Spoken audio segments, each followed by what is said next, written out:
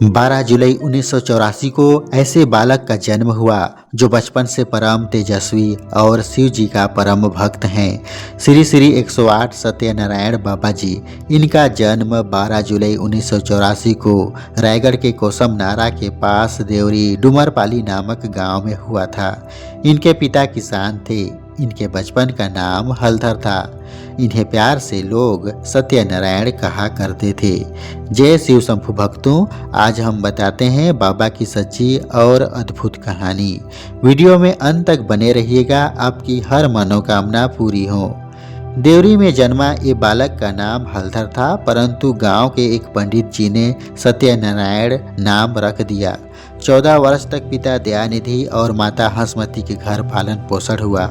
सत्यनारायण आंखों में मन में शिव को बसाकर रखा था। उनके साथी जब खेलते रहते थे तो वे अकेले बैठकर शिव जी के बारे में सोचता रहता था।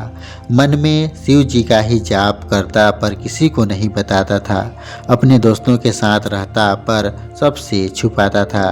खुशियों से भरा परिवार हंसी खुशी से जीवन व्यतीत कर रहा था, किंतु काल चक्र ने ऐसा चक्र चलाया कि इस परिवार पर दुखों का पहाड़ सा टूट पड़ा। पुत्र से भी अधिक प्यार करने वाले अपने भाई की मृत्यु की खबर सुनकर दयानिधि भी तीसरे दिन यमराज स्वरूप रेलगाड़ी के नीचे आकर अपनी जीवन समाप्त कर दी। इस खबर को सुनते ही जहां पूरा परिवार शोकाकुल हो गया, वहीं दूसरी ओर सत्यनारायण मोह माया से भरा परिवार को छोड़कर गांव में स्थित शिव मंदिर में 7 दिनों तक लगातार तपस्या करते रहे। 7 दिन 7 रात तक बाबा जी शिव जी की उपासना किए, बिना कुछ खाए पिए, बिना उठे शिव जी की आराधना किए।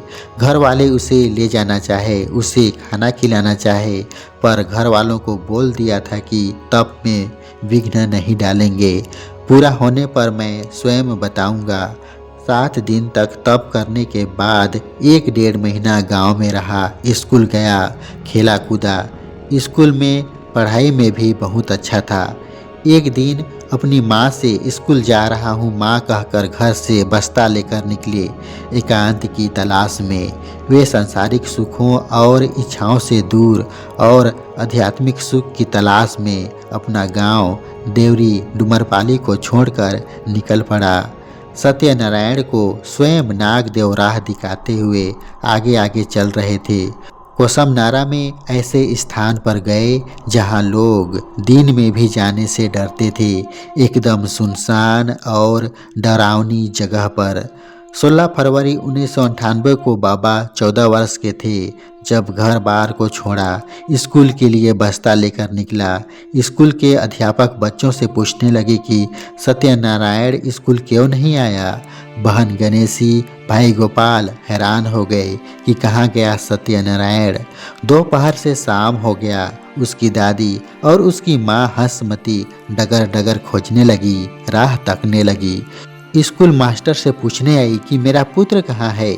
किसी को कोई खबर नहीं। सबका मन व्याकुल हो गया। सब जगह रिश्तेदारों के यहाँ पता किया गया, दूसरे गांव में कोतवाल के द्वारा खबर कराया गया, कहीं पता नहीं चला। पूरे गांव वाले चिंतित हो गए। वही कहने लगे कितना अच्छा था, इतने सीधे साधे बालक कहाँ चला गया। माता, गांव के सियान, सरपंच, पंच तब कोसम नारा रायगढ़ पुलिस थाना में रिपोर्ट लिखवाने गए। रायगढ़ पुलिस उसे ढूंढने लगी, कहीं नहीं पता चला हलधर का। एक दिन दूर से एक राह चलता राहगीर ने देखा कि वह कोई बालक है, खेत में सुनसान जगह में बैठकर क्या कर रहा है। दौड़कर देखने आया। बालक की आंखें बंद थी, ध्यान अवस्था में था, जीभ कटा था। पत्थर को शिव जी मानकर अपना जीभ को चढ़ाया था, तप कर रहा था। लहू से त्रिशूल का चिन्ह सा बनाया था। यह देखकर हैरत में पड़ गया।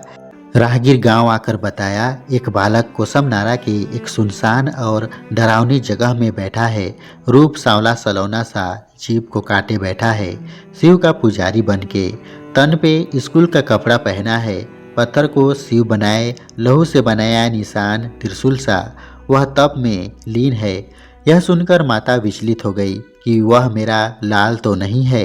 वह दौड़कर उसके पास गई। अपने बेटे को इस हालत में देखकर आंखों से आंसू अपने आप आने लगी।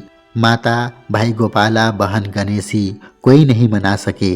कोसमनारा में बाबा जिस दिन से बैठे हैं तब से उनकी माँ यहाँ आकर शिव जी की पूजा करती हैं, बाबा की पूजा करती हैं और जल्द ही उनके तप के पूरा होने की ईश्वर से कामना करती हैं। कोसमनारा गांव के बाबा सत्यनारायण की दिनचर्या रहस्यमयी है। वे कब सोते हैं, क्या खाते हैं और कैसे इतनी गर्मी, सर्दी और बारिश सहन कर लेते हैं, यह कोई नहीं जानता। बाबा पूरे दिन और रात तपस्या में लीन रहते हैं। हे प्रभु, जिस उद्देश्य से बाबा तपस्या कर रहे हैं उसे शीघ्र पूरा करें और अपने भक्तों का कल्याण करें। आज बस इतना ही। मिलता हूँ इसी तरह की एक सच्ची अद्भुत कहानी लेकर एक नए एपिसोड में। तब तक के लिए जय बाबा सत्यनारायण, जय शिव जी।